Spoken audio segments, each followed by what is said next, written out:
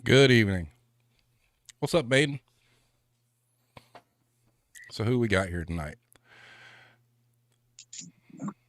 Hero. Awesome.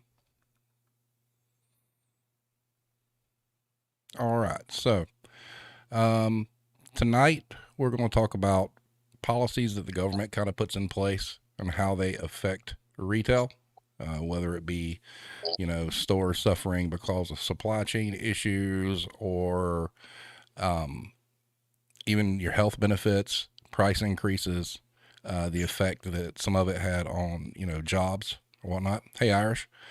And kind of do a dive into that. This was Mad Dog's idea. So I did some research today. What we'll do is I'll go through some slides that I prepared to kind of give everybody an idea of where we're going. And after the slides, then we'll kind of break it up and go into what we're talking about. Mad Dog, say hello. Hello, everybody. Sweet. All right. So let's go ahead and get started. First thing we're going to cover is basically fiscal policies. And as it says right here, this is from Investopedia. How does government regulation impact the retail sector? The retail industry includes many different subsectors ranging from groceries to clothing to furniture and beyond. Each of them faces its unique regulatory challenges, although all retailers are affected by nationwide labor impositions such as minimum wage and overtime pay laws. As with all industries, government regulation adds compliance costs and possible legal liabilities to the retail sector. So the next little block, these are, this is really the biggest thing. Taxes is not technically considered a regulation, but is generally held that retailers pay the highest corporate tax rate in the United States. This is because retailers have virtually no obvious tax loopholes and very dispersed lobbying interests.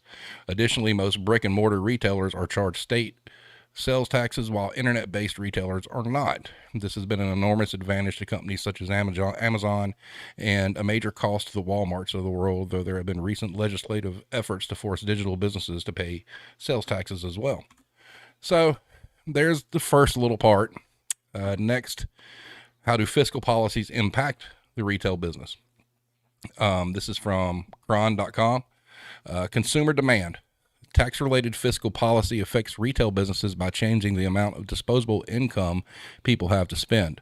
Higher taxes or an expansion of taxable items lowers consumers' net income, making them more budget conscious and apt to limit expenditures to necessities. Lower taxes leave more money in consumers' pockets to spend on goods and services retailers offer. Fiscal policy that involves government spending and adds to the federal deficit can lead to higher interest rates. This can increase the cost of credit and mortgages that may make consumers think twice about purchases. It also may encourage them to save, leaving less of their take-home pay for trips to the store. You also have the cost of doing business. When fiscal policy results in higher interest rates, retailers pay more for lines of credit. Higher interest rates, when they attract foreign investors, raise the value of the U.S. dollar, which gives retailers more purchasing power when buying merchandise from foreign suppliers in their local currency. Because the retail industry imports nearly 98% of clothing sold in the United States, fiscal policy can influence a retailer's operating cost. Taxes also affect retail business expenses as well. Fiscal policy that increases the employer portion of wage taxes for Social Security and Medicare add to the cost of doing business as well. The federal government uses fiscal policy, taxation, and government spending to steer the economy in the right direction by increasing or decreasing the demand and availability of goods and services. Fiscal policy can encourage investment, create jobs, and pave the way for long-term economic growth. For retail businesses, fiscal policy affects consumer demand, the cost of doing business, investment decisions, and the ability to compete. So we got that. So that's kind of a little basic rundown, of what, the fiscal policies are. And then you get into the bigger stuff, which really affects the people that are working on the front lines, which is basically the trade war. So this is from the 24th of June. U.S.-China trade dispute harms Americans. So the United States exports to China consistently support around 1 million American jobs. The trade war of the last 3 years have given us a small window into a future in which the United States and China deliberately erode their commercial relations, and the emerging picture is not pretty. At its peak, the trade war cost the United States about 245,000 jobs and $108 billion lost in GDP. according to a study by Oxford Economics. And keep in mind, this was before COVID-19 drove millions of Americans to file for unemployment. So this is before all that mess started. When the Biden administration talks about a trade policy for the middle class, it must acknowledge the jobs that depend now on foreign trade and those that will in the future. A study by Trade Partnership Worldwide suggests that 21 million American jobs along the value chain, including transportation, final assembly, wholesale, and retail, are associated with imports. Imports from China comprise 19% of all U.S. goods imports in 2020. These jobs include assembly and trucking, as well as marketing, selling, and accounting. So, one thing to throw out there is talking about trucking. There are places out there right now that are having problems getting drivers and getting merchandise sent to the stores. So, all of this, kind of snowballs. Let's see here. The trade war is about to hit retail hard. This is actually from September of 2019 from Bloomberg. Now, this was right before the pandemic really took off. So if you throw the pandemic in with this, with what we're about to go over, it just shows you how it magnified this problem. So on September 1st of 2019, there was a 15% tariff that went into effect on about $112 billion worth of goods imported from China. What that did is it started pushing up prices of clothing, shoes, and other consumer goods arriving at U.S. ports. One of the key things here that I thought was interesting was how retailers did some funky stuff to make up for that. So the fourth block down, prices for washing machines jumped about 12% more than those of comparable goods after the levies were imposed, which might have suggested that stores and suppliers were taking some of the pain rather than passing the full 25% cost on to consumers. Well, that wasn't true. There was a telling exception, though. The price of dryers rose by about the same magnitude despite the fact that they weren't affected by the tariffs. In other words, retailers were splitting the extra cost between two similar products in an attempt to minimize the apparent rise in prices. As a result, shoppers are unlikely to see markup racks with prices raised on account of trade war tags on them. Instead, watch out for harder to pin down increases in categories where individual chains have pricing power, as well as weakening of gross margins, cost sharing with Chinese vendors, and efforts to shift parts of the supply chain to other countries. So they did a little sneaky stuff, and something that wasn't, affected by the tariffs, they split the difference and jacked the prices up on those to make it look like, oh, well, we didn't boost the prices 100% on the stuff that is affected. Hey, look at us. But they kind of underhandedly raise prices on other things to make up for it. So the last little part we're going to go over is something that Mad Dog brought up, health benefits. And all of this kind of comes into play as well. So here's why your workplace health insurance is so expensive. This is from 2019. All right. So the key points here really are average total health spending for a family of 4 with workplace coverage hit $7,726 in 2018, a 67% increase from 10 years ago. Expenses have also gone up for employers who spend an average of $15,000 in premiums to cover a family of 4. Medical coverage costs have outpaced wage growth. We keep talking about that a lot. Families' costs are up 67% compared to a decade ago, while wages have only increased 26%, according to the foundation. Now, there's one little block at the very bottom on the left that really is the crux of this. Insurance companies get a lot of heat for raising deductibles and premiums. But if you look at what's driving healthcare costs year to year, it's the price of healthcare, the cost of a doctor's visit, the cost of a hospital stay. That's really what's making those premiums and deductibles go up each year. So it's because the medical machine are raising those prices. And one thing that they did is when they polled people, they realized most employees don't make that much money anyway, and they were getting the cheapest insurance, which the cheapest insurance has the highest deductible. Well, going back to insurance companies are a racket, what did insurance companies do? They realized that's what they were doing. So what do? They jacked the prices up on the high deductible plans. So the last little thing here that we're going to go through before we get into the discussion is healthcare costs on the rise for retail employees. And this was actually from 2018. It says retail employees are taking on more health plan costs, according to a study by Benefit Focus, a cloud-based benefits management platform. The report revealed that high deductible health plans are becoming more prevalent and more expensive. Employers offering at least one high deductible plan increased from 55% in 2016 to 76% in 2017. The study also noted that more employers are offering voluntary benefits to supplement coverage. So, in the other findings, 40% of employees elected the high deductible plans. That's because it's cheaper. Premiums for high deductible plans are rising, with the average annual employee contribution for a single coverage plan rising to $1147 from $980 since 2016. What employers in every industry have in common is the struggle to economically provide the best plans and care for their employees. The report data shows how benefits have grown horizontally, expanding to more voluntary products far beyond traditional medical insurance. And then the last little thing here I found interesting.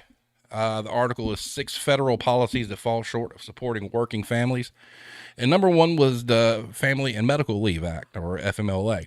Now, I'm not going to read through the whole thing, but the second paragraph, however, unpaid leave doesn't fully meet the needs of many working families. Families are forced to choose between being with their new baby or sick relative and putting food on the table or paying the bills. Half of workers who take leave through FMLA return to work not because they are ready, but because they can no longer afford unpaid time off. So, this is something that, they touted was such a good thing, but you got people coming back from FMLA because they've got to make a decision between whatever health situation they have and making money. So that's kind of like the little bit of a rundown to kind of give you a roadmap of where we're going. So, Mad Dog, what would you like to start with? Well, we can kind of finish up the insurance part of it, since that's kind of where you ended, and we'll go back to the other, but kind of talking about the FMLA part. And this all goes back to, and again, I am not bashing Affordable Health Care Act, because it did help a lot of people. Correct. But what that did was that gave employers, because they were then forced to offer benefits, especially to full-time employees. So, okay, we're forced to do that. We're going to buy the shittiest insurance we can. But what we're also going to do is we're going to cut the number of full-time employees that we have. Correct. Everybody's part-time. So then what happens is, when they're part-time, they're no longer earning PTO. So that kind of rolls into that FMLA. So when you're not earning PTO and your only option to secure your position is to take 12 weeks of unpaid time, you can't live like that. No. And the point you bring up that was pretty much blanket across the board was when the Affordable Care Act started, most retailers did exactly what you said. They eliminated full-time positions so they didn't have to mess with it. They didn't have to offer shit to the majority of their workforce. And the ones that were getting things offered to them were just, the benefits were sky high. I mean, there's, we've talked about this before. You get a promotion or you get made, full-time from part-time, and you're like, well, hot damn, I can get insurance. And then you look at it, you're like, well, no, because if I do this, then I'm making less than what I was making to begin with. And the quality of benefits are awful. Oh, it's horrible. It is horrendous. I am single, don't have kids, so it's just me. My healthcare cost is ridiculous for it not to cover a damn thing. Mm-hmm. Like, I was, sick a couple weeks ago, was in and out of the doctor's office and urgent care. And finally, they just told me, they said, there's nothing we can do for you. You're going to have to go to the emergency room. Yep. That's going to be about a $2,000 bill that I'm going to get.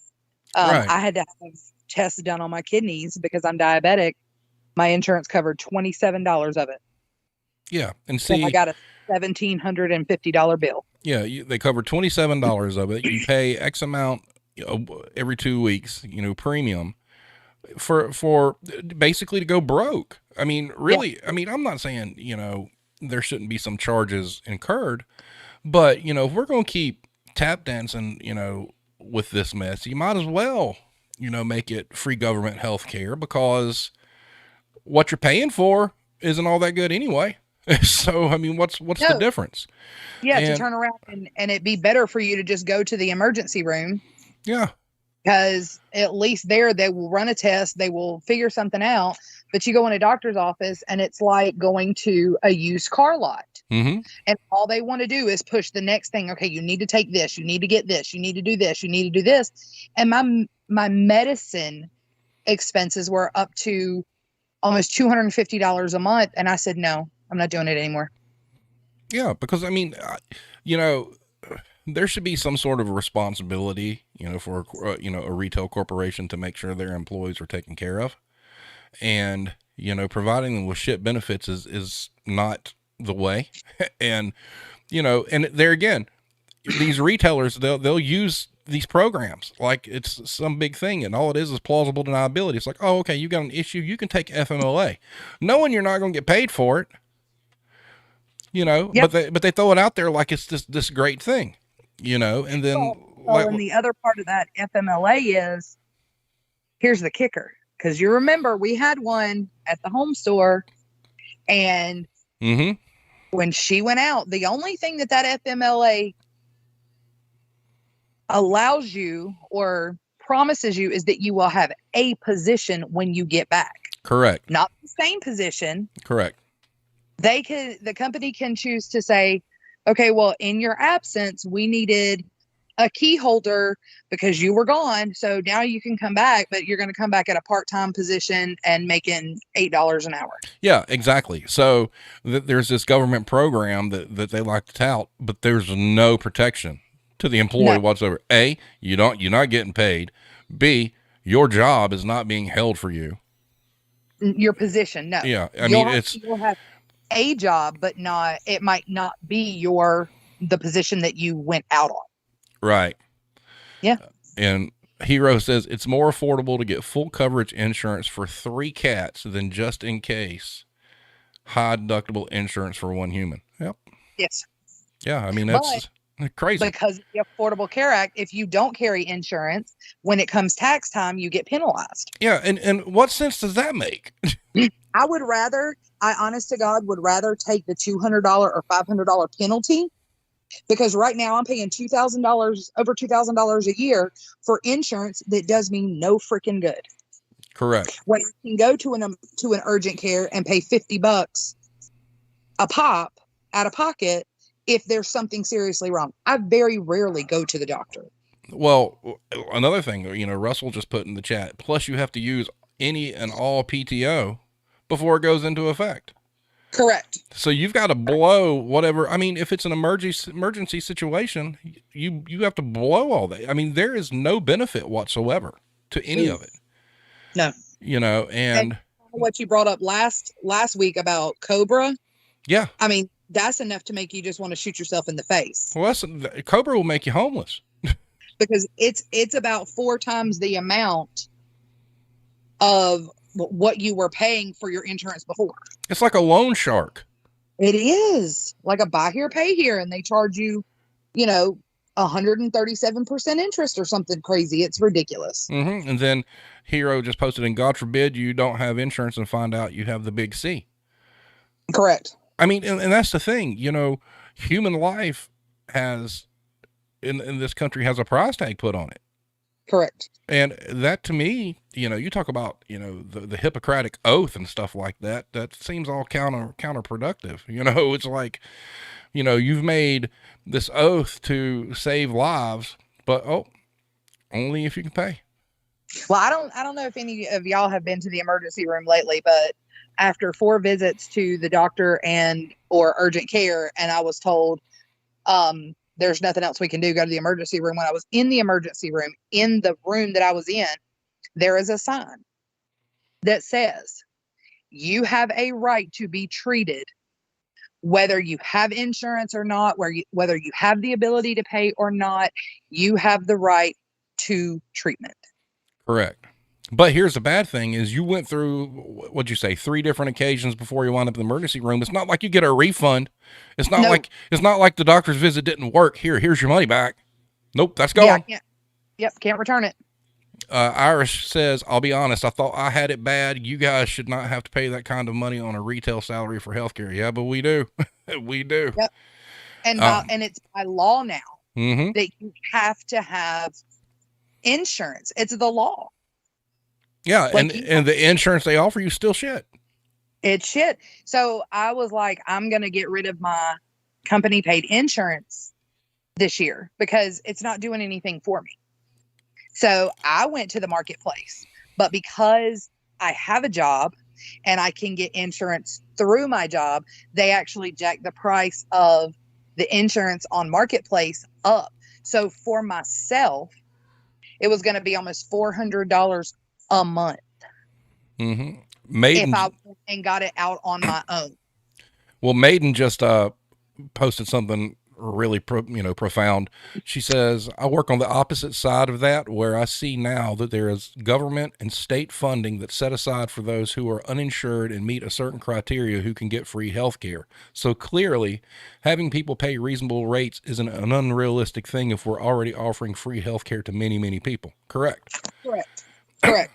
And I did when I was in college and I went to a school and I have a degree in the medical field. I'm not a doctor or anything, but within the medical field. And what I learned about was insurance and coding and things like that.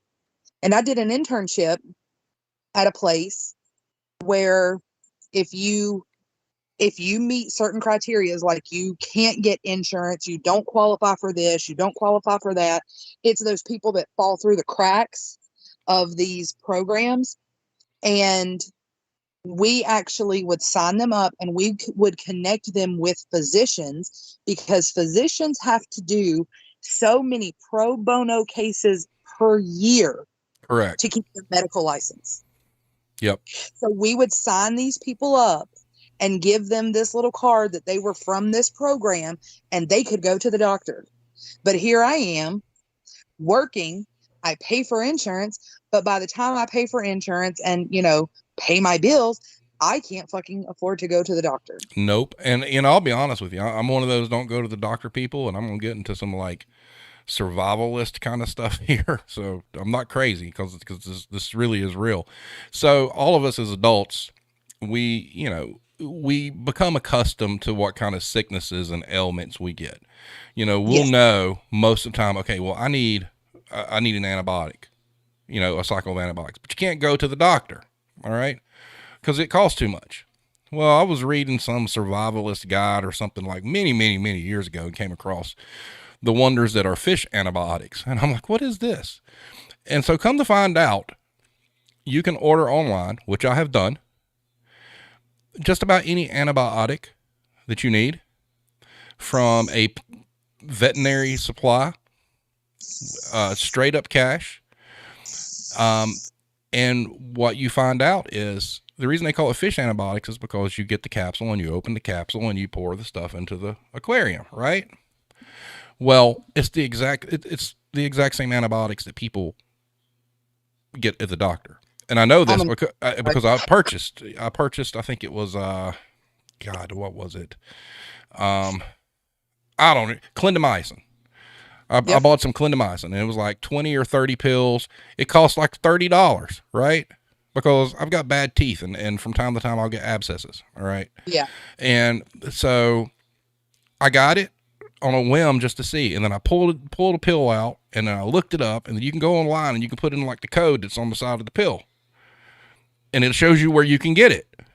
Well, I put the code on the side of the pill and what does it show me? Walgreens, CVS, Walmart, all these pharmacies. It shows you where it's made. It's the exact same antibiotic that humans take, the same dosage, whole 9 yards.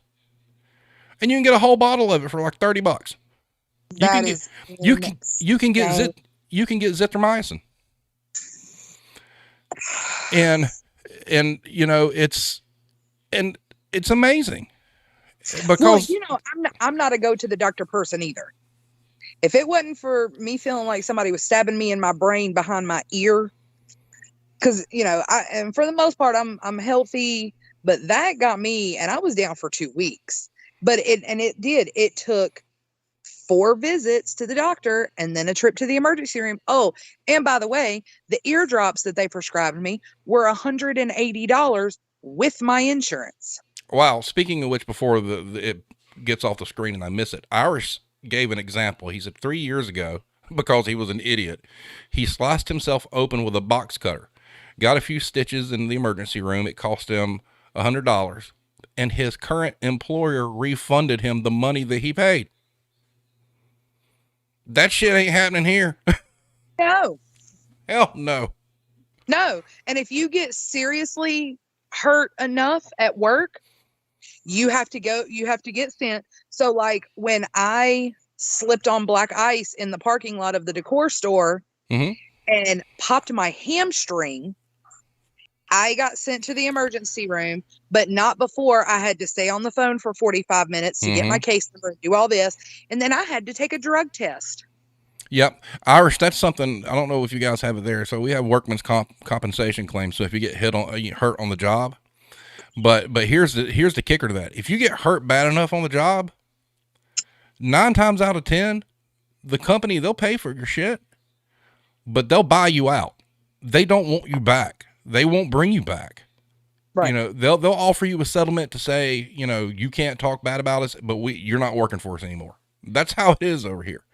Iron Maiden, I worked with a guy that swore by that stuff because it's real. Trust me, I know. You could do it. Go buy a bottle. Get you some amoxicillin. When you get it, I mean, amoxicillin for me cures it all. Correct. If I got it, amoxicillin will handle it. Bottle of amoxicillin will cost you $25 for 30 pills. See, and I'm paying almost over $2,000 a year for insurance I can't use. Yeah, amoxicillin is a cheap. See, the key to it is, though, and the reason they don't like this is because people will abuse it. Because if you take too many antibiotics, your body will build an immunity. But if you're an adult and you've got something that you've had before, and the doctor prescribed you amoxicillin, and you had to take like 2 tablets a day for 5 days, well, that's what you do. You don't take one every day for like 30 days.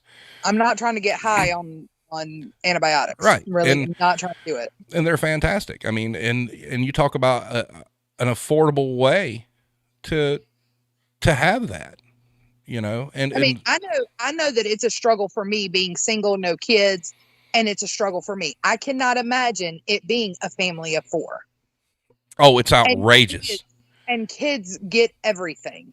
And, and I mean, I could go off on a tangent, and schools are ridiculous. Oh, if it's green snot, they can't come. If it's anything over 90, 98.6, they can't come. You have to take them to the doctor.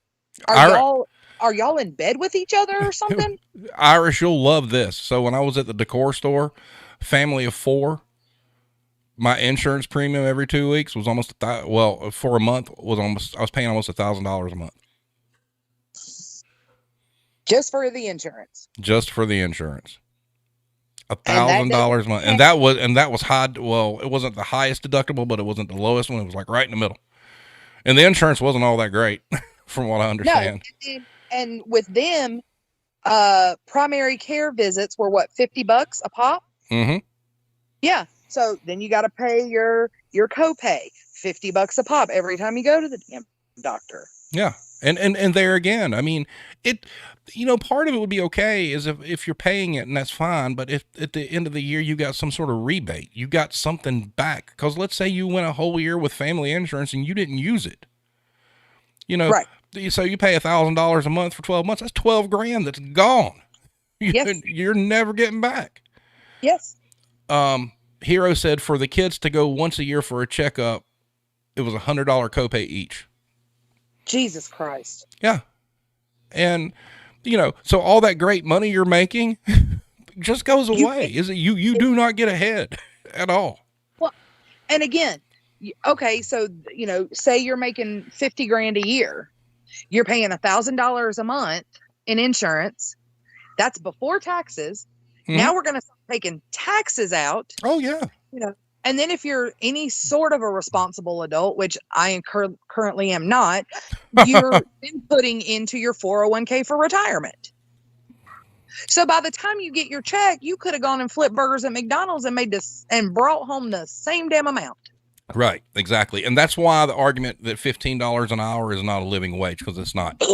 I think honestly, if healthcare was truly affordable and you got what you paid for a full-time employee, a livable wage. I mean, like I've said before, when you look at how, prices and everything increase versus wages, we're at a point now where about $25 an hour is about what somebody needs to, and I'm not saying being rich. I mean, just living, to where they don't feel like they're drowning, For me, and I think Russell brought this up the last time, but I feel like if we were like Canada, yes, is their gas more expensive? It is. But what that pays for is universal fucking health care. Correct. There's all sorts of ways around it. I mean, at the end of the day, it all comes down to money. I mean, it's like, you could eliminate income tax by, doing the fair tax thing. You get rid of income tax completely. All right. And so people would have more money in their pocket. And yes, there would be taxes on goods and services to make up for that. But the kick to that is, and the one thing people refuse to understand and wrap their minds around is, okay, you have a lot of people complaining about immigration, and you've got people making cash under the table, and they're not paying into all the systems and whatnot. Well, guess what? If you eliminate income tax and you put taxes on services and goods across the board, guess what? Everybody pays. Right. And if you're not taking 17% of their pay, they have money to go out and spend. Right. I mean, we're paying into a social security system that we know by the time we claim it, it's going to be gone. We're going to get it. Yeah. We're never going to get it. Iris just said, I joined this community to vent about retail. I have to admit, you guys need changes a lot more than we do. Oh, yes, we do. Oh, yeah, it's bad. And okay. That's kind of why I wanted to bring up these topics, because again, this is all a trickle down effect. Mm-hmm. Granted, we are not governed. Retail is not governed the way it should be. No, it's not. It's not regulated. It's not controlled the way that it needs to be. It's a free for all. It is. But, all of healthcare, the imports, all of that is regulated by government, which affects us. Correct. And then with that trickle down, like you get to someone like me, who I had somebody come in my store the other day and said, why is everything made in China? Because you won't pay what it would cost to produce here. Well, okay. So let's go ahead and get into like the China thing and whatnot. And I want to give my spiel on this. Okay. There came a time where American products screamed quality. Okay. They really did. But I think the automotive industry proved, especially Japanese makers like Toyota, that if you came to me, say in the 50s or 60s, and said, you have a choice between like a Chevy, a Ford, or, some import, Asian car, I would have picked an American car. But now we're at a position where I would be hard pressed to pick an American vehicle. Why? Correct. Because the craftsmanship's not there. The longevity is not there. And I would, unless I just had, disposable income and I just wanted sports cars, I'll never buy another American vehicle ever again. So you got the same people that come in and complain why everything's from China don't want to complain about the lack of, quality control in American goods. For instance, we'll talk about guitars. All right. I'm a musician. For years, the whole thing was, if you got an American made instrument, it was the creme de la creme. It was the best you could get. But now, after working in that industry and seeing the quality control on these $3,000-$4,000 guitars that come through that are big brand names, and being able to pick up a guitar that's made, let's say, in South Korea, that's a quarter of the price, that is built just as well, plays just as well, sounds just as good, tells you all you need to know. There's a cost differential, unfortunately, with American-made goods, where I think there's an arrogance that feels like we should be able to charge more for, an American product. No, you shouldn't. You'd sell more if it was cheaper, for one thing. But see, then to me, that goes back to so again, things overseas, we have no control over the regulations. No, we do not. They are making less than slave wage. Correct. Greedy corporations are taking advantage of that. I know. But to have production here, again, brick and mortar, you've got to have the building, you've got to have the land, you've got to buy it. Right. You have to then provide insurance, and all of these things that Americans expect, and is their right to have, a living wage, affordable health care, and they do not want to pay it. Correct. And you just nailed it right there. Okay, so you're correct. We have no say-so what goes on in these sweatshops and factories overseas. And I have yet to see a front page expose holding every retailer in the United States accountable for supporting poor work conditions because they refuse to pay at least decent wages and things like that here to have things produced in this country. They're willing to take it. I mean, this country can talk about how bad communism is all day long, but they are bought and sold by communist China. And, they have no shame in that. And no one's holding these retailers accountable for it. Nobody's standing up, and it's all of them. Like, you got Jesus's craft store, who thinks, they're the Lord's retailer. Well, they're taking advantage of the cheap wage labor too. I mean, and no one's holding these corporations' feet to the fire on it, because Karens and Kyles just want their trinkets from China. They don't give a damn that they've got some 6-year-old kid over there working in a sweatshop 12 hours a day for like 10 cents a day or some shit. Yep. People dying on manufacturing lines, and bam, there you go. And then what happens when you have a global pandemic? You have become dependent on these countries, and then the supply chain folds, and guess what? You don't have a backup plan. Your business fails. No, and the same ones who bitch and moan about why is everything made in China when we couldn't get product. Yeah. Because there was nothing coming over. Correct. They're the same ones bitching. Well, why don't you have anything? Mm-hmm. And the amount of people that complain that, let's just say, for instance, we'll use something simple. We'll just say like a toaster. All right. So you can get a toaster that's made in China, under inhumane circumstances, and you can buy it for $5. Or you can buy an American toaster that's 10, that the company is actually taking care of their employees, make sure they have health care, they pay them an adequate wage or whatnot.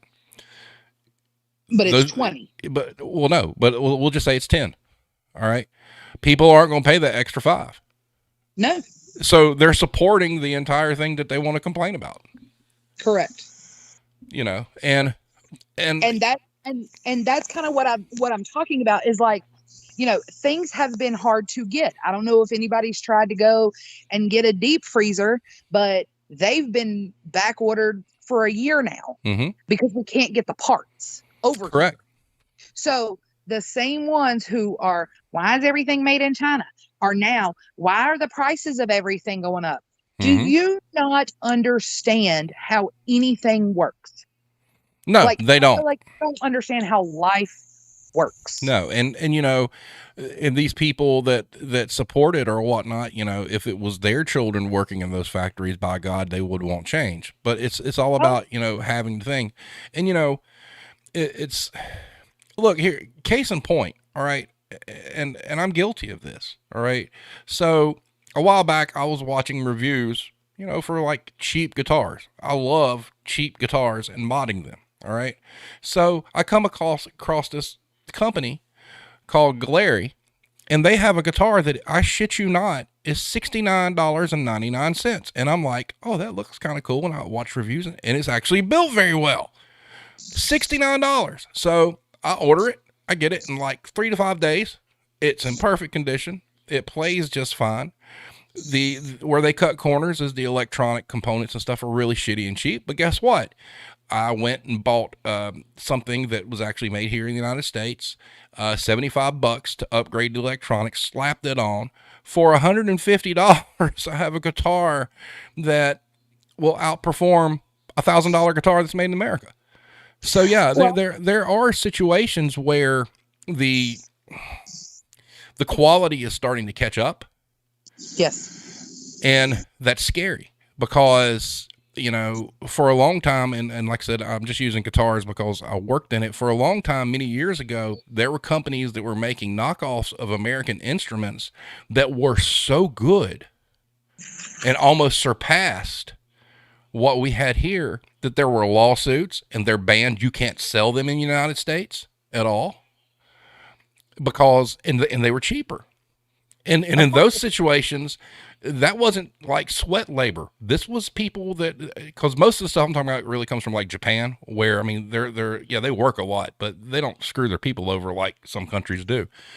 But the quality's there, but at a Yep. cheaper price, because they're not, like I said, a $2,500 guitar that's made in America, I could see what the actual profit margin was. And there were guitars that were marked up like $1,000. So it's not that the cost of making this thing is that much. It's greed by saying, oh, Yes. we can sell it for $1,000 more than we made it. Yes. And It's crazy. I had a guy, I actually did an interview on a guy today, mid 40s, 2 kids, wife, blah, blah, blah. And all of a sudden he's had this epiphany in life that, he's always worked 80-hour weeks and was in insurance and made all this money and had to have, and he has nothing to show for it because they had to keep up with the Joneses and had to buy the most expensive. It had to be the most expensive, couldn't be something equally as good. And he's like, I literally have nothing to show for all the work I've done in my life. And most people here don't, other than gray hair and PTSD. Correct. And, as far as how it affects employees, especially like, it brought up, the supply chain and the embargoes and the tariffs. Okay. You had brought up the tariffs, the amount of jobs that were lost in the Yes. retail sector, because like you said, there's a trickle down effect. Okay. So we're not getting the merchandise in. So the stores aren't full. The things that people want are not there. The So sales you're not go making down. sales. And we're back to where we've started at the very beginning of this whole thing, which were your employees are a controllable expense, and they're the first thing to go. Correct. And that's what, these people that come in complain that you're out of something. They don't understand that being out of that thing for a long period of time affects somebody's quality of life and well-being, because there's chances people's hours are going to get cut, or people are going to lose their jobs, or these businesses are going to shut down. Correct. But they do not care. No. And They also don't care that that everywhere is so short staffed. I'm not just saying where I work, although I'm struggling right now. I got 6 people on staff. That's 4 members of management and 2 associates. correct. They also don't care that you don't have somebody to follow them into the restroom and wipe their hiney for them. Like, I'm sorry, I'm not your personal shopper. That's not what I'm here for. I can take you to where what you need is, but no, I'm not pushing the cart around for you. No, I'm not picking out your stuff for you. No. And they are offended because you don't have enough people. Right. And I mean, but and there again, they're complaining to the wrong people. Right. You need to write corporate and say, why do you not have people here to serve us? Quit yelling at the people in the stores. Quit yelling at the cashiers. Quit yelling at the stock guy that's on the aisle straightening, sweating because he's been running, for 10 hours straight, just trying to do what he can do. Or the managers. And that's something we talked about before we started this. Yep. The trickle down effect of all this is, okay, you've got managers that are now, as a manager, most of us know that when we take that position, there's going to be things that are hard, and we're going to have to cover stuff. And sometimes it sucks. And you kind of have in your mind, well, this is what you signed up for, but it's gotten to the point where it's punitive. And that's not what you signed up for, because these corporations don't care that you're not able to hire anybody. These things they want done still need to be done. And like you told me, you said it's Wednesday. You've got all your hours in already for the week. Yes. And you still got, what, 3 days to go? Yeah, I'm still working Thursday, Friday, Saturday. I'm probably working Sunday. I have had one full entire day off since Memorial Day. And see, and that's the thing. And these retailers and they'll use that excuse. Well, you know how retail is. And when you signed up to be a manager, you understood these things. No, that's just an excuse, because they don't care. No. They do not care. And it's funny how people in, above positions look at stuff. Like, for instance, the last job I had, I worked like 15 days straight. And I asked my supervisor, who was kind of like a district manager, hey, do you mind, if I take, my 2 days off? It would have been like a Sunday and a Monday, back to back. Okay. Sundays, we were only open 5 hours. We didn't do shit for business or whatnot. And I had worked like 10-hour days for that entire stretch. And I was told no, because as a manager, I should have been there on the weekend day. And that flew all over me, because it's like, dude, seriously? You got no problem with managers working these stretches. There's not a thank you. There's not a, hey, we'll get you a break or we'll send some coverage. There was none of that shit. But by God, when you come out of that and you've got people in the building and then you can take 2 days off, oh, hell no. How dare you do that? And I'm like thinking, like I said, I apparently keep causing shitstorms at work because I'm not putting up with it. I can't hire. I need someone, and it basically came down to the fact of today that I said, someone needs to come to my store and help me, because I can't even get 5 minutes to sit down and call people for interviews and try to track people down, because I got 5 fucking people in my store and I got 6 trucks in 8 days, and I don't have time for it. Well, Russell just brought up something from like Dollar Tree. And this happens a lot of places. So, you've got a district manager, they should be able to step in and run some of these stores to give people breaks. Oh, but hell no. You will not see a district manager be like, hey, look, man or ma'am, you've worked so many days. We can't get you any help. Look, you need a day off. I'm going to come run your store for a day so you can get a breather. Oh, shit. That does not happen anywhere. Nope. And, it's just like, and when you talk about government regulation, I think there should be some sort of government oversight to these companies that decide, okay, we're going to lay off half our workforce. Yes. Because these companies are acting with impunity and just to protect their bottom line, and they'll get, and like I said, we talked about how hard it is to hire people before we, came on stream. And there is still some poetic justice to all this, that retailers, what they did was when COVID hit and profits dropped, they laid people off en masse, and they used this excuse. They said, well, the administration, the government has enacted these extra unemployment benefits that will help you through this time when we let you go. So that was done to me. That was the exact spiel I got. Okay. But now you can't hire anybody because the trust between employees and corporations has went through the fucking floor. And now you want to use the same thing you pushed people out to do as the excuse why you can't get anybody to come work for you. And nobody bats an eye. That is poetic justice right there. I mean, it is. So, South Carolina ended the extended unemployment at the end of, okay. Correct. But you know what happened in July? They're getting the child tax credit. Correct. But everybody's getting that has kids. Right. So if unless you opt out, is between 0 and 5, you're getting $300 a month.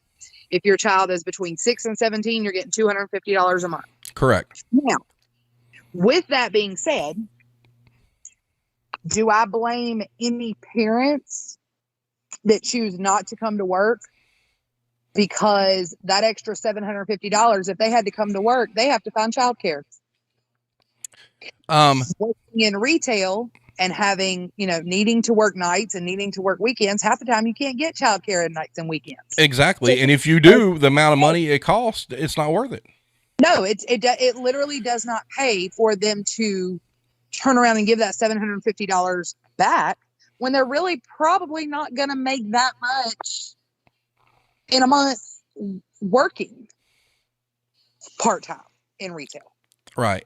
Well, this is something that I've had to literally break down to my boss because he doesn't have a clue, to corporate because they don't have a clue. And I'm like, you need to understand the position that we're in. Mm-hmm. Yep, that ended, but this started. And if they have kids, they can't come work some varied schedule 25 hours a week and have to try to find childcare. True. Well, the interesting thing, you bring up about how the states have ended the unemployment. You know what the funny thing has been about that is they're not the service industry and the retail industry. They're not seeing any bump in applications. No, we're not. And that's because people got tired of being treated like shit. Now, Hero and Iron Maiden both kind of touched on the fact that they understand both sides, but it sucks equally for, you guys. Well, it sucks more to you guys that are actually working. Yes, that sucks. But the solutions are simple, and you're working for companies that are never going to do the simple thing. All right. They're going to make shit way too hard. And they expect more out of you guys instead of them as an entity trying to make it lucrative for an employee to want to work there. And it is more than just how much money you make. Do you have affordable benefits, and are they good? How are you treated? What is your time off policy? How many hours am I guaranteed? Irish Connection talked about how they have contracts. They're guaranteed X amount of hours. Here, there's no such thing. A company could call you today, Mad Dog, and tell you these people you got that you're giving them 30 hours, they get 10, and you can't do a damn thing about it. You can advocate for them all day long, but you've got to do what they tell you to do because that's your ass on the line. Correct. Instead of just doing the right thing. So it's a horrible situation in retail all the way around. The workers are still getting screwed. All right. Managers are getting screwed. And I don't see it getting any better. And I'm not one for, a bigger government involvement, but the retail sector has gotten so completely out of hand that somebody needs to gain a hold of it and level the playing field. Because yes, we talk about tariffs and we talk about prices going up and we talk about not being able to get merchandise in. The store employees are the ones that are suffering, not the corporate people. Oh, absolutely.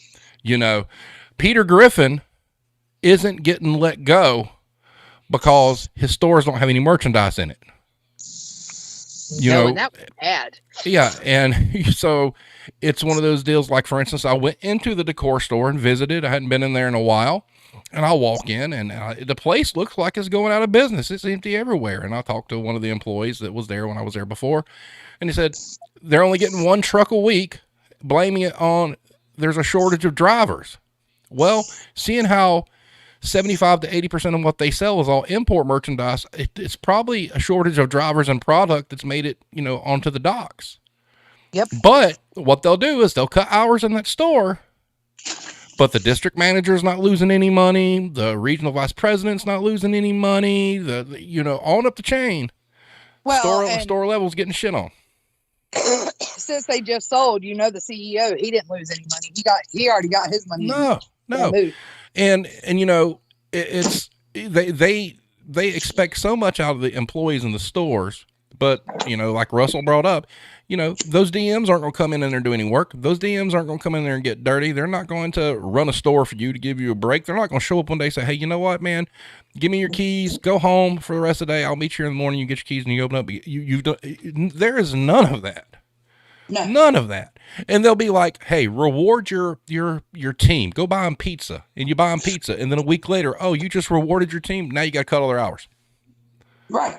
I mean, come on, man. I mean, it's all of it still comes down to, regardless of what the government regulation is, regardless if it's tariffs, regardless if it's payroll taxes, regardless of whatever, it is the little guy and gal in these stores that continue to suffer from those fiscal policies and the different things that they put into play.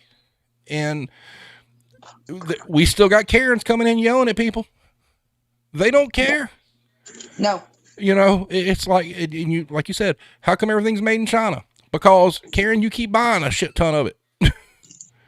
Well, and because you won't pay what the price of an American item costs. No. They won't. No, they really won't. Why is everything so expensive?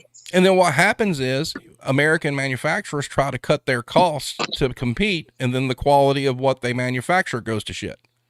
Right. And so then again, people start losing jobs. Correct. And it's just a travesty because, I mean, having been a manager most of my career, I mean, I understand what some of you guys are going through. It sucks. I mean, it's bad. It was bad enough being a store manager before the bottom fell out. Okay. It's even worse now because they're just expecting you to work yourself into the ground for nothing. And they're not going to do anything for you. It's not, it's not like they just decide, hey, you know what? You worked, we've put you through hell. Here's just an extra grand, Right. Here's the thank you. No. And that's what I was going to say earlier before we got on was that, okay, so now we have raised just in the 1 year since I've been at my company, we are now raising starting pay from when I took that store over, it was $8.50. Mm-hmm. We're now up to $12, but I didn't get any more money. So I'm running this ship on nothing. Mm-hmm. I am running myself into the ground. I ain't got shit. Yeah, so they're increasing the starting pay to get people in the building, but they don't want to do anybody to reward the employees that have built up with the bullshit so far. Correct. Yeah. And Iron Maiden just said those DMs and RVPs and CEOs were all told, you just need to stay on top of people. Don't get your hands dirty, and they will die on that cross. Yes, they will. Yep, they will. And there are so many of them that I've said numerous times, they forgot where they came from. Which that's how I started that shit storm today that turned into a conference call with HR and recruiting and the entire district, because I got on the phone and said, this is not working. Somebody needs to come down here and help. I'm trying to actually run the business. And by the way, I'm up like, I don't know, 27% quarter to date so far in sales. Cause it's been, I had a $7,500 Tuesday. Right. So I'm working open to close. Working every day. I'm coming in on my days off. Like I said, I came in on the 4th just to go back to the back and open freight to make sure that I got that last of that sixth truck out, because I had another truck coming today. Now think about this. Imagine if you had a husband and kids. Oh yeah. I mean, you're gone. Yeah. Nobody sees you. And as far as DMs go, I know Russell has a different opinion of this gentleman, and he is entitled to it because the things he speaks of happened after I was long gone. But in my entire career, I've had one district manager, one, and you didn't have to ask him. When inventory time came, he would show up and he would work your back room. He would go through and get stuff ready for inventory. He'd go through the boxes, scan all the merchandise, label the outside. And he did that, because it helped him out, because inventory is such a hard thing to prepare for. And, when you have very little employees and very little payroll, but he also did it to help out the stores, and would be there 7-8 hours sweating in a stock room with no air. And then he'd leave and he'd be like, what, I'll be back tomorrow. In my entire career, that is the only district manager I have ever had that did any amount of consistent work. Okay. Yes. Lurch showed up, because he had to, and pulled some pallets and stuff, for a few hours one day, but that was about it. And for a few hours, usually it was for a few minutes. Yeah. Okay. Well, yeah. George told you the inventory was the biggest part of their bonus. Well, sure. But there's no DM I've ever had that would ever do that, bonus or not. Well, and so I've got inventory coming up. Mm-hmm. The end of the month.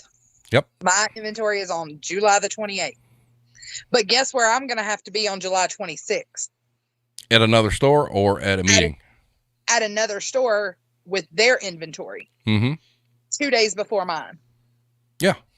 So we get sent to our closest sister store to facilitate them when I have 6 people on staff right now, and I'll be 2 days away from my inventory. Wow. That's where I'll be. That makes no sense. Oh, it never does. And, it's there again, all these things that we've talked about tonight, whether it be the healthcare, whether it be, tariffs, cost of goods, whole 9 yards, it still comes down to the guys and gals that work in the stores. They're the one who's suffering. You're taking the abuse from the Karens and Kyles who are mad because the shit from China isn't there. You're taking shit from the higher up saying you're not doing enough and we're not going to do anything to support you. It's just a clusterfuck is what it is. Yeah. And somebody needs to gain hold of it because it's allowed to continue. I mean, retail is one of the few businesses out there that this shit is just allowed to continue. They're allowed to buy television time talking about how it's unemployment's fault that nobody wants to come work. I haven't seen a damn major news network say, hey, maybe it's because you guys suck and how you treat people. And maybe if you change your ways, people would want to work for you. You got people now who worked in retail who got out of it because of COVID and got laid off and all that shit. They would much rather, do Uber or DoorDash or whatever to set foot back in another retail establishment and get treated like shit by the customers and the company. Well, and I mean, how many different retailers did you work for? Too many. Right. And why is that? Because you got treated like shit at one, so you went to another. Correct. And then you got tired of their shit and you went to another. So, Correct. I mean, that's what you did. Yeah. Well, in some of those situations, it wasn't as much that I got treated like shit. Some of it was strictly monetary because there for a while, the only way you increase, because this, you get hired as a manager and here's your salary. Boom. And then your review comes and it's like 2% and it's like nothing. Yep. I mean, and so the only way you really can advance and really make more money is to go somewhere else that's going to pay you a higher wage. Right. And that was a large part of, my journey was doing that. And, yeah. And now true, there were some that treated me like shit. I left Dollar Tree originally because the clientele was terrible and I just wasn't in a good place. And I went to a clothing place, which I discovered I might as well had went straight to hell, and called the district manager I'm talking about, in the stockroom after a year saying, look, I've had enough of this shit. You need somebody. And it just so happened the store that I ran prior was open again, and back I went and took a pay cut. So the vicious cycle indeed. But yeah, I mean, something has to be done. I mean, it's part of me. I mean, for all you guys that are still in it, I don't want to see anything bad happen overall because, you guys have jobs and bills to pay and things like that. But a large part of me wishes online would just take over completely and all these brick and mortars just shut the fuck down. I mean, just, let these companies go bankrupt. Let's see some of these CEOs out, on the street with a cup, asking for donations or some shit. You gotten rich off walking on the backs of employees. Yes. Maybe it's your turn. It's just one of those deals where I wish it could be better for everybody. And Iron Maiden says, and each retailer has their own bag of bullshit that you have to take and carry around. Correct. Hero says they'll just replace us with robots. Yeah, and that's the other thing too. Don't think for a minute that these companies, they're talking about, we're going to pay X amount of money and we're going to do all this and we're going to make it better. As soon as they can automate this shit for a one payment thing, they pay for all these machines one time and they don't have continuous payroll, shit. You're gone anyway. I was watching something yesterday on YouTube, and this guy was showing what it's like to live in Japan. And in Japan, they have stores that do not have employees.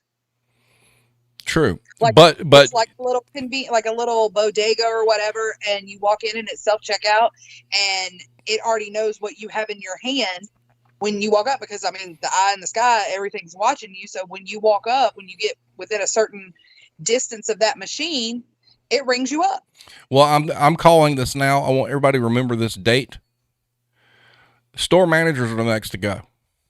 Yes. What's going to happen is you're going to have clusters of stores, and you're going to have the one person who kissed the most ass become like a multi-unit store manager. Yes. And they're going to make you're going to be like a mini DM. And they're going to have key carriers and like hourly assistant managers that they pay to keep the thing running. And whoever this manager is may have to close at, such and such store once a week or whatnot. But store managers, you got to think about the biggest expenditure these retailers have is the salaries they pay their store managers. Don't think for a minute they're not trying to find a way to get rid of that shit.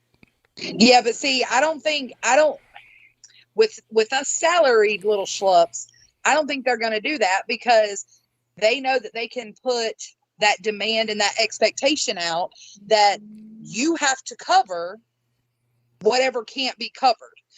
When the dude walked out and he was supposed to close and I got to work open to close, you're getting a whole hell of a lot out of me for that little bit that you're paying. There'll still be store managers, but there won't be one in every store.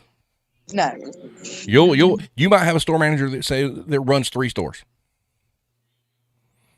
You'll see that start to go away. And if the cost of self-checkouts comes down, you're going to wind up having stores that there's not a cashier one at all, and you're going to have maybe a manager, an assistant manager, and X amount of people to stock, and that's going to be it. And, Karen's going to be mad because ain't nobody there to help her. And corporate, who tends to kiss their ass all the time, all of a sudden going to be deaf and not care that Karen's pissed off. Right. And so, I mean, that's how it's going to be. And so a lot of these people that aren't going back to retail, they know that. So why set yourself up for something that is going to get eliminated anyway? Right. So, well, we were just asked to give we had to fill out a form about companies in the area and how much they're starting people out at, so that they could kind of see what's going on in our area and why everybody's having such trouble hiring. Because the Walmart down the road from me, over near the decor store, is paying $15 an hour. Right. And the Chick-fil-A is only hiring full-time people. They're paying their benefits and they're giving them $13 an hour. Damn right. The Burger King is paying now $13 an hour because they're right beside the Chick-fil-A, but they're getting a sign-on bonus. Mm-hmm. Well, I can't use any of that shit. Well, and here's the thing too, that nobody's talking about. So all these retailers all of a sudden are like, we're going to pay more because we need help. How long do you think that's going to last? What's going to wind up happening is eventually there'll be employees, right? And then all of a sudden they'll quietly start hiring people back in at like $8 an hour. And then what's going to happen is you're going to have people pissed off because this person makes $12 an hour. That's what they're hired at. And this person doing the same job is making $8, because retail is just run by a bunch of fucktards. You know that mess is going to happen. When they figure out they can stop paying so high, they're going to. That's why it's important for the minimum wage to go up federally, so they're not allowed to. Right. Well, and you know what's hard in our area is, we have the car plant that's no longer going through the temp agency, and they're direct hiring at $4 more an hour than they were getting through the temp agency. So now, they're bringing them in at $21.21 an hour, or $22.21 an hour for third shift. We've got the 3M plant, who I saw on Facebook. They're bringing people in at $25 an hour. But Hero just made a valid point too. All right. And then this is something that needs to be brought up in this discussion as well. Okay, cool. You're paying all these people off the streets $12 an hour all of a sudden. You need, as a company, to proportionately raise every employee in that building's pay the same way. Correct. And they're not. And that's a problem. I was on the phone with the head of HR today, because I have someone who I would like to make full time. But I said, with that, I want to take them to what we're offering these new people coming in the door. Right. And she was like, we don't normally do that. Them going full time is enough. And I was like, no, because guess what? He's already been working full time hours, because I don't fucking have anybody. Right. And that's the thing. Once again, plausible deniability, creating a mess and drama in these stores that they're just going to wash their hands of. And that's always been a thing, for years.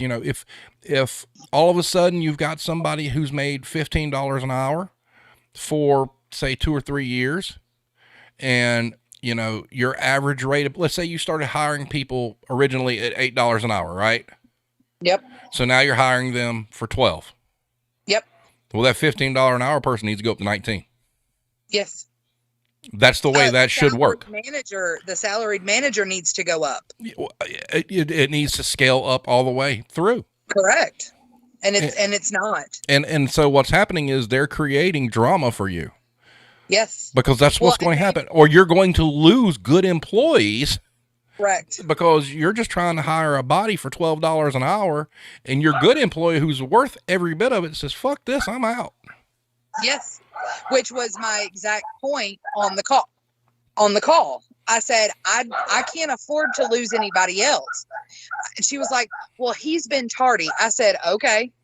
And see, that's the thing. He's here. He's been tardy. And he's a rock star when he's here. Yeah. See, that's the other thing. They want to use attendance policies and time and all this stuff to use it as a reason why nobody can get ahead. But then when it comes to you trying to terminate someone because of bad attendance, they don't want to do it. Nope, they sure don't. So it's all fucked up, Yeah. And I guess we're going to see where it goes. But having said that, we're sitting at 1:15, folks. This has been a good one. Don't know what we're doing next Wednesday yet. I'll figure something out. So, I want to thank Mad Dog for being on. Like I said, the topics for tonight, these were hers. She had suggested this. And once again, it just proves that it doesn't matter what the higher ups do. It's still the stores and the store employees that suffer. And that's a conversation you guys need to be having if you're in retail. If you're watching this, you come across this video, if you find out that the company you're working for is all of a sudden hiring people at $12 an hour and you were hired at $8 and you need that money. And I think that's fair. And, that's a movement that needs to take place all the way up to the managers. So, just know, retail corporations, your time's coming. You're starting to feel the squeeze now, but let's see where we are in about another year.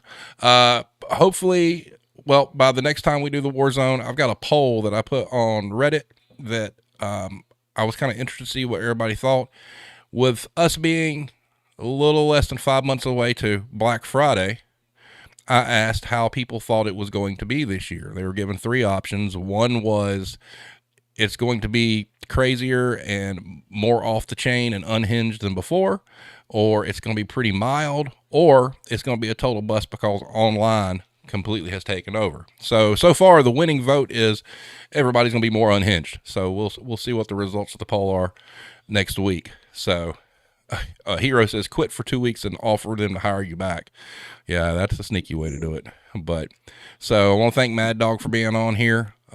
We will return on Monday night with a Misfit Lounge with Addicts. I don't know what we're going to discuss there. And then Wednesday, we will be back in the war zone. Real quick, everybody, go get you a shirt. They're beautiful. I have the employees are more than a controllable expense shirt. The wife has the Dear Customer shirt. They're awesome. Irish got his shirt and said he wore it to work underneath his work shirt. So that's awesome. So good times there. I still haven't done the Warzone Challenge shirt yet. And I'll get that done. And I think I'm going to have us a Warzone coffee mug coming soon. That'll be fun because a lot of us drink coffee. So I know I do. It'd be kind of cool to be sitting on, it's like a Jay Leno kind of thing or whatnot. I'll have a branded coffee mug as I'm sitting here doing this. So anyway, guys, everybody have a great night, and we will see